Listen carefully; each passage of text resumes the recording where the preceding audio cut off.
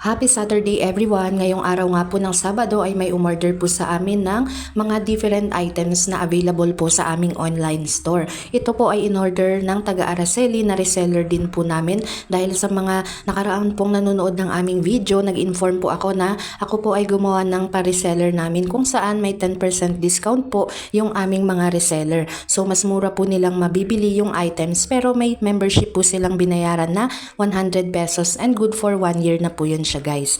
So ayun yung ating strategy para mas mapabilis pa yung ating cash flow at mas dumami pa yung ating mga resellers and customers. So kung mapapansin nyo guys, nilalagyan ko lamang ito ng fragile na packaging tape kasi po may mga importante or may mga items dito na baka po hindi maingat yung ating mga magpapadala. Ayan po, so baka masira yung items kaya lalagyan natin ito ng fragile. Ayan po.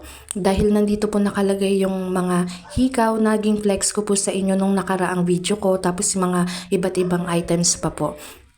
So eto guys ay ipapadala natin sa Araceli pero ihahatid lamang po ito siya ng rider. So yung delivery guys ay binabayaran po ni customer. Bali siya po yung sumasagot nun ng padala po sa rider. So ang binayaran niya po para sa delivery ay 30 pesos and yung kanyang total po na binayaran sa akin ay 799 pesos.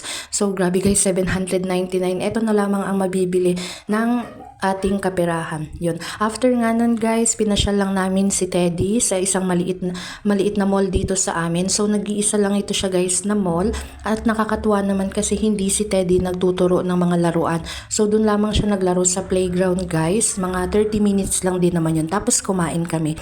Pag uwi namin guys, may dumating nga pala akong 3-in-1 towel. Ito guys ay for adult and binibenta namin ito siya ng 70 pesos. So may dumating tayong 4 na piraso lamang. Ayan, nag-order naman ako ngayon ng purple na kulay. And rabbit design yan siya guys. Itong mga nakaraang araw, napansin ko nga na medyo humihina yung aming sales and nag-inquire nga ako guys na totoo ngayon siya, mga second week ito medyo mahina na yung ating sales dahil nagtitipid na rin ng ating mga customers. Update nga rin po pala ako sa ating mga new arrival or mga bagong mga nadagdag sa ating paninda. So etong lunch bag po, may stock na po kami ulit. Tigtatatlo na guys yung in-order ko kasi mabenta siya sa atin. Tapos meron din tayong bear design. Ayan po, 50 pesos guys ang benta namin nito. Tapos meron din akong in-order na color black. Ayan po. So tigtatatlo lang guys yung in-order ko muna kasi yun lamang po ang nakasyahan ng ating kapirahan sa ngayon dahil marami pa tayong parating na mga items. And next naman po dito sa ating kabilang istante. So nag-ready na ako nito para sa ating Valentine's Day. Ito ay binibenta namin ng 90 pesos. Meron tayong color pink dito. Ayan, so ready na tayo for Valentine's Day. Meron din tayo ditong champagne na color. Ayan, tatlo-tatlo lang din guys yung in-order ko. Tapos ito guys yung color red, tag 80 pesos ito siya guys dahil wala siya yung parang paper or parang tela ba yan na kinakabit dun sa lobo. Ayan, so ready na po tayo para sa Valentine's Day. Update sa ating iba pang mga party supplies. Meron na tayong foil curtain na color red.